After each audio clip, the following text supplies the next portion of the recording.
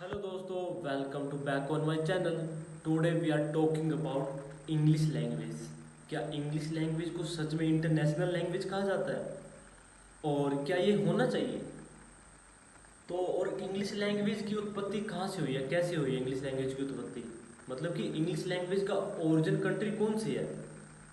तो बात करते हैं कि इंग्लिश लैंग्वेज सबसे ज़्यादा इंग्लैंड में बोली जाती है। मतलब कि हम यूके में, यूनाइटेड किंगडम में इंग्लिश लैंग्वेज सबसे ज़्यादा बोली जाती है।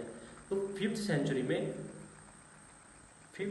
में इंडो यूरोपियन के कुछ लोग आते हैं वहाँ पे। देन वो फिफ्थ सेंचुरी में इंग्लैंड के ऊपर आक्रमण करते हैं। तो उनके आक्रमण करने के बाद तो वहाँ पर इंग्लिश लैंग्वेज की उत्पत्ति वहीं होती है, जिसे आज हम ओल्ड इंग्लिश के नाम से जानते हैं। और जैसे कि ओल्ड इंग्लिश के कुछ वर्ड्स आज भी हैं, जैसे कि ऑक्सफोर्ड है। ऑक्सफोर्ड ये वर्ड, ये कोई मॉडर्न इंग्लिश का वर्ड नहीं है, ये ओल्ड इंग्लिश का वर्ड है। मतलब कि फिफ्थ सेंचुरी का ये वर्ड है, जिसे आज हम ऑक्सफोर्ड के नाम से जानते हैं। ऑक्सफोर्ड का मीनिंग होता है जैसे कि बैलों का घाट। और फिर जैसे कि 10th सेंचुरी में यहाँ पे फिर नॉर्मन्स के द्वारा आक्रमण होता है, तो उसके द्वारा जैसे कि कुछ वर्ड्स यहाँ पे वर्ड्स के बाद ईएन लगना, जैसे कि चिल्ड्रन में ईएन लगता है, तो उनके द्वारा ये होता है। तो मतलब कि हम देख सकते हैं जितने भी लोगों ने यहाँ पर आक्रमण किया है, तो उन्होंने कुछ ना कुछ वर्ड्स इसमें ऐड किए हैं इंग्लिश लैंग्वेज में। और इंग्लिश लैंग्वेज में टोटल वर्ड्स, हाँ, 1,50,000 है।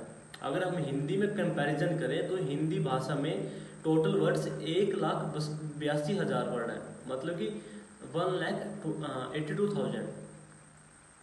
तो हम बात देख सकते हैं कि इंग्लिश लैंग्वेज जो वोकेबलरी होती है वो सबसे ज़्यादा फ्रेंच भाषा से ली गई है। मतलब कि 29% वोकेबलरी फ्रेंच भाषा से ली गई है, और 28% वोकेबलरी लैटिन भाषा से ली गई है, और 5% 26% जर्मनिक भाषा से, और 5% ग्रीक भाषा से ली गई है। तो हम ये मतलब कि इस लैंग्वेज में बहुत सारा मिक्सर है। मतलब कि बहुत सारी लैंग्वेज का मिक्सर है, लैटिन का, फ्रेंच का, नॉर्मन्स का, नॉर्स का, अलॉट ऑफ लैंग्वेज। तो उसी अकॉर्डिंग अगर हम संस्कृत की बात करें, हमारी संस्कृत में 102.75 बिलियन वर्ड है। ठीक है। और जो इंग्लिश के कुछ वर्ड्स होते हैं, जैसे कि इंग्लिश के कुछ वर्ड होते हैं, जैसे कि पजामा वर्ड है। ठीक है, पजामा वर्ड इंग्लिश का जो ये वर्ड है ना पजामा, वो हिंदी भाषा से लिया गया है।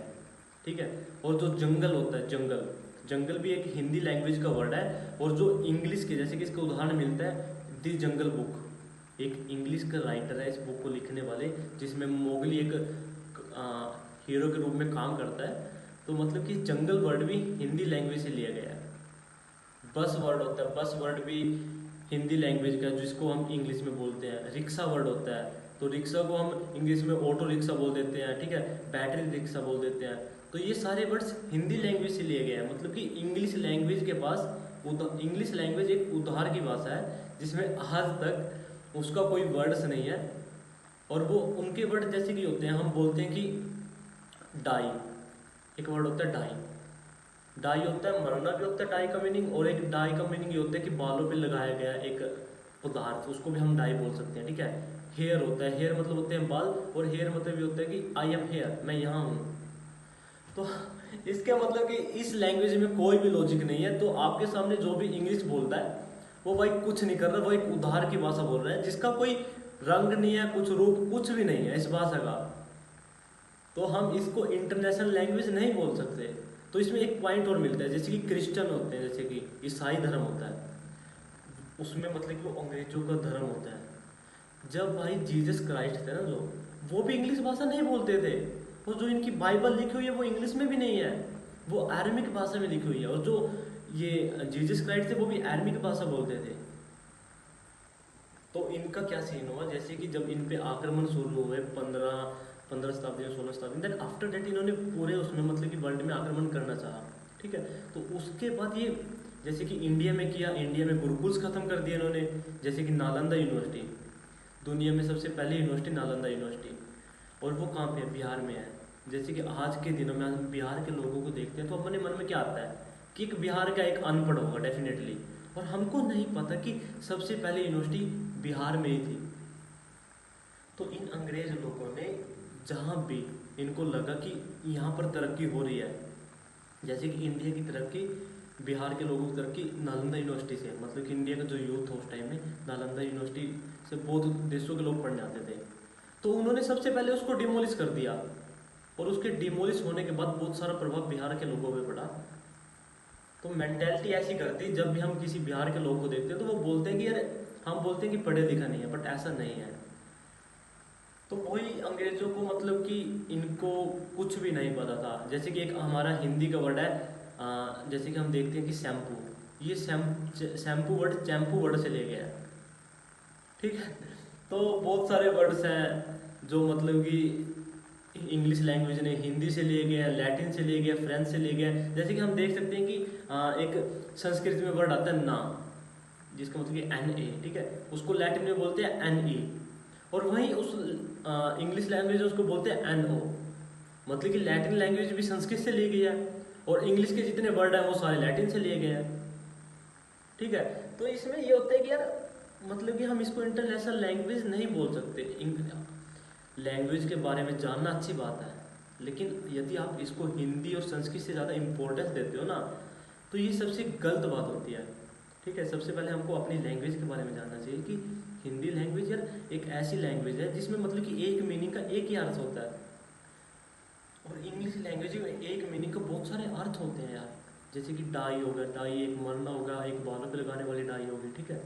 तो बहुत सारे वर्ड्स होते हैं, तो इनके पास कुछ भी नहीं है, एक मीनिंग के कुछ भी मीनिंग निकाल रहे हैं, तो हम इसको इंटरनेशनल लैंग्वेज नहीं बोल सकते। और ये लैंग्वेज जैसे कि पूरे भारत, मतलब पूरे संसार में 200 कंट्री है, 200 कंट्रियों में से ये 50-60 कंट्रियों में इंग्लिश लैंग्वेज का अध्ययन किया जाता है, मतलब कि उसको अच्छे तरीके से बोला जाता है। यदि हम देखें अमेरिका में और इंग्लैंड में, जैसे कि एक वर्ड आता है कलर, जैसे हिंदी में हम उसको रंग बोलते हैं, कलर होता है सी, उसकी स्पेलिंग क्या होती है COLOUR, लेकिन कई देशों में उसकी स्पेलिंग होती है COLOR। तो ये किस किस तरीके की लैंग्वेज हुई जिसकी मतलब कि एक भी वर्ड एग्जैक्टली नहीं है। मतलब कि कई जगह कलर को बोलते हैं COLOUR, और वहीं अमेरिका में इसको बोलते हैं COLOR। तो कहाँ सेम है? एक होता है वर्ड होता है ग्रे, ग्रे होता है जैसे GRAY, ग्रे। मीटर होता है METER।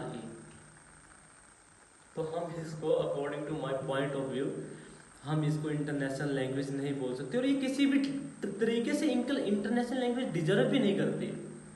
इंटरनेशनल लैंग्वेज हम उसको बोलते हैं जिसका मतलब कोई ओरिजिन होता है, मतलब कि एक ओरिजिन होता है कि ये तो बहुत सारी लैंग्वेज से ली गई भाषा है, ठीक है। हिंदी से ली, फ्रेंच से ली, जिन्होंने इन पर आक्रमण किया वहीं से ली, ठीक है।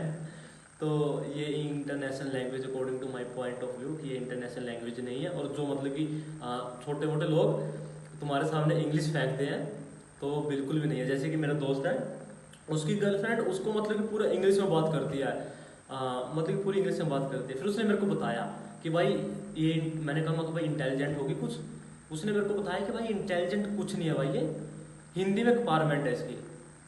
पहले से तो सबसे पहले अपने को अपनी लैंग्वेज के बारे में पता होना चाहिए, then move on another language, ठीक है।